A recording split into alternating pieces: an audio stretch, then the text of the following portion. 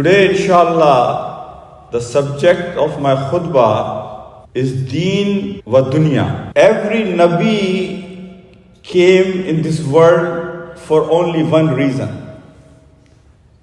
And the reason was to let us know about the world we all will face after this life. To make us aware of the life after this life. To make us aware, to get ready, because this dunya is just a transition. This is not your final destiny. This is not your final place. You are here just for a very short while. So live this life like a traveler and get ready, because your status of that life will depend on your actions of this life. And our Deen wants us to live this life in a very light mode, that we don't have too much burden on ourselves. We live life which is happy life, that our eyes are on the life of hereafter. Our life becomes overwhelmed and burdened when we go away from our Deen.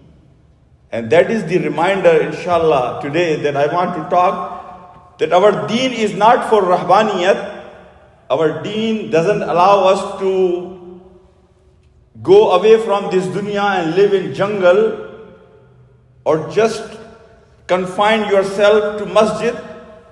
But our Deen wants us to live this life, but live this life according to the divine guidance given by Allah subhanahu wa ta'ala, so that you will be happy in this life and even more happier when you will depart from this dunya. And you will be away from all the calamities of this dunya, like depression, worries, huzn, fear, as long as you follow the Deen. Rabi bin Amir Raziyallahu Ta'ala anhu, when he was in the castle of Rustam, and when Rustam asked Rabi bin Amir Raziyallahu Ta'ala anhu, why you came here? You people of desert, you people uncivilized, why you are what you are doing here, coming to this civilized nation? And what is the teaching of your prophet? If you remember three answers of Rabi bin Amir, all those three answers have only one message: is to free ourselves from the chains and shackles of this dunya, and to provide us the true freedom. The true freedom, so that we can live this life as a happy life, and we are ready to face the next life. The first answer, Rabi bin Amir says to Rustam, that our prophet wants us to free ourselves from all the false gods and give ourselves in the slavery of one true God.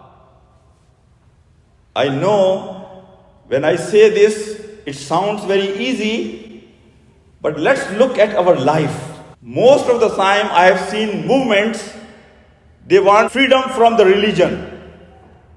But brothers and sisters, we as a Muslim, we have to understand, freedom from religion means that you are giving yourself in the slavery of other human beings. And other human beings are here to exploit your needs, exploit your emotions, exploit your life, and take advantage of it. But Allah subhanahu wa ta'ala is free from all that. I know today we don't make any idols, the true idols, like we don't make idols with mud. We don't have any idols, statues, but we do have many idols. If we look around our life, that we have made many idols. Idols of career, idols of standard of life, idol of what other people will say. We don't live our life, we live our life for other people. We are more worried about other people than ourselves. What other people will say if I will do this? Log kya kahenge? What people will say if I will not do this? This is another idol.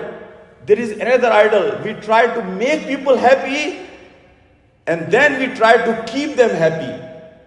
This is another idol that we make in this dunya for ourselves. My brothers and my sisters, so the first answer of Rabi bin Amir is to free yourself, live your life. Wallahi, once you are on that station that you don't care what people will think about you, you are not worried about making people happy, rather you are more worried about making Allah subhanahu wa ta'ala happy. That will be the station of true freedom from all the false gods.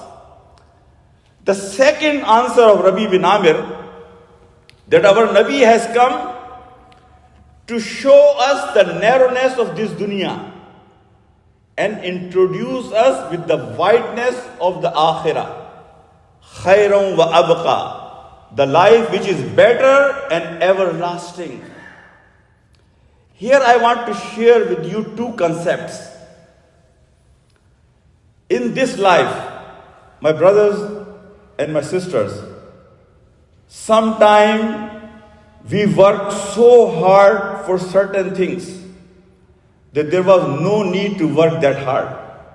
We exhaust ourselves. We lose the focus of akhirah. We work so hard that we don't even care about our family. We don't even care about our religion. We don't even care about our health.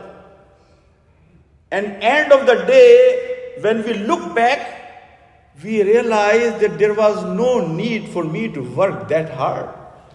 This life was just about going from point A to point B.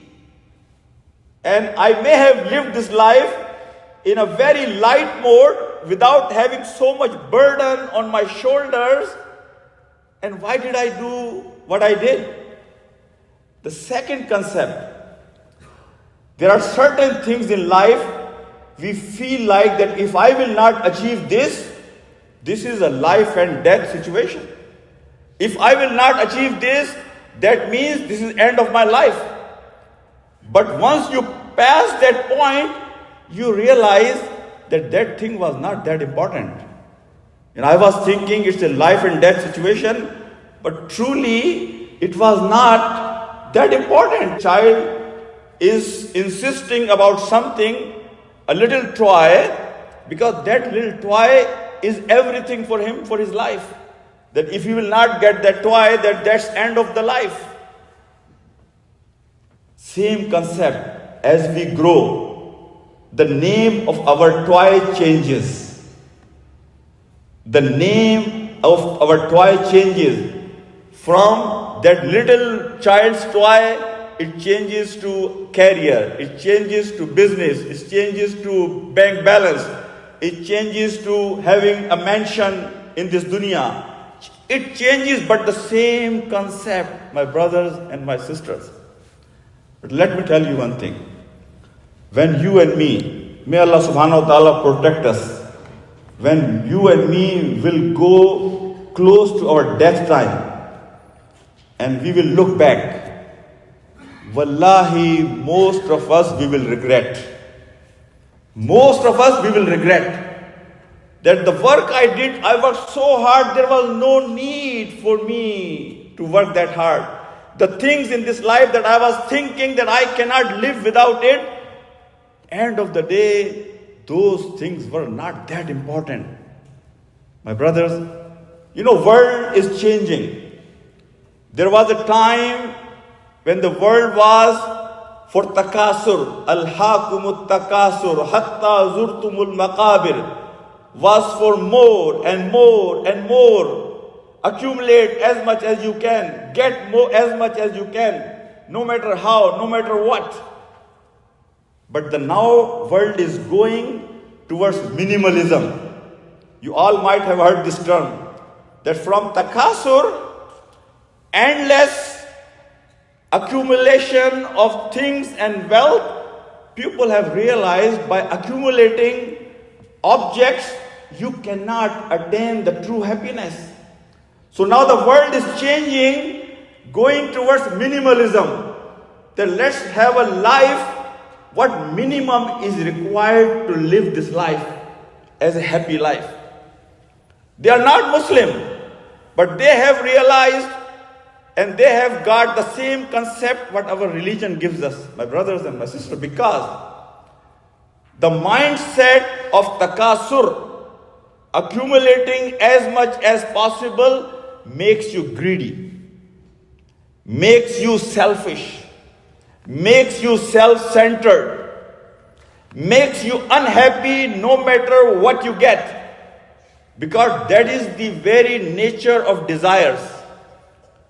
Any desire you will have in this world, there is only two outcomes.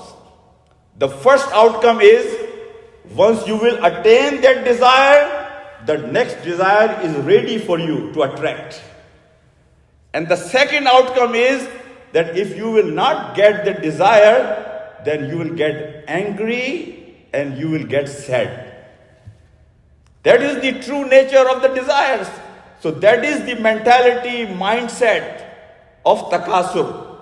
On the other hand, the mindset of minimalism, that live your life, whatever is minimum required to go from point A to point B, gives you more contained heart with qanaat, heart that you are more watchful and careful about other people. You have sympathy, you want to make sure you address the needs of other people. You are not just self-centered. You are not just thinking about yourself. And that minimalism concept, that whatever minimum is needed for this life, will keep you contained and happy. Because you are not in the race of one thing after the other, one thing after the other. Rather, you have put pause on your life and you can reflect that where exactly I should go. Today, I see most of us are unhappy. If you do survey of any community, rich or poor, USA or Pakistan or Saudi Arabia, you will see 99% people, they are unhappy. They are not satisfied. They don't feel like that they have really achieved in life what they are supposed to achieve. And I want to give you a few tips about that. Number one, my brothers, number one reason of our unhappiness is our ungratefulness. We are na shukre. We are unthankful of the bounties that Allah subhanahu wa ta'ala has given us. And this social media, because what you see on the screen, it seems like that other side of the grass is green. Social media has made everybody think that I am the poorest of the world. And everybody else got everything they needed. They are the most happy people. Look at them. They are traveling from here to there. Look at their life, how happy they are. Look at my misery. So everybody, because of social media, looks at his glass as half empty. He never looks at his glass as half full, rather he looks as half empty. So this social media has created this vacuum in our life, which has also made us more unthankful of the bounties that Allah subhanahu wa ta'ala has given. The second reason I will give you, because we are so consumed in this dunya that we have forgotten about our relationships. We don't even care about our relationships anymore. Because for us, the most important thing is mighty dollar. Oldest study of Harvard University, which I may have shared with you. People who can really and truly live happy life on this planet are the people, they have good family relationship. Good family relationship. I traveled to Pakistan. I have seen this journey towards worst in last 20-25 years. That there are not many people, they are really truly connected in brotherly and sisterly, relationship, that they are close to each other. Everybody is on their own and wants to have a solo flight, doesn't care about anybody around them. So if we want truly the life of happiness, my brothers and my sisters, we have to make sure that we take care of our relationship. Our religion, Al-Islam, is such a beautiful religion. As I said in the beginning of my khutbah, our Deen wants us to live life with least burden on our back. Live this life in a very light mode.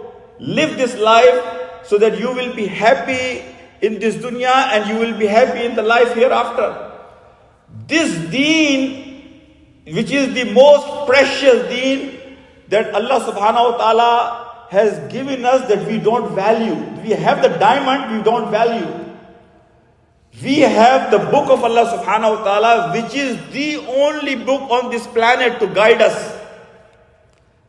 It took 6,000 years, my brothers, 6,000 years for Allah subhanahu wa ta'ala to reveal this ayah. Al-yawma akmaltu lakum deenakum wa atmamtu alaykum ni'mati wa raditu lakumul islama deena. It took 6,000 years for humanity to grow spiritually, physically, mentally. That Allah can reveal this ayah, that I am completing my ni'mah on you today.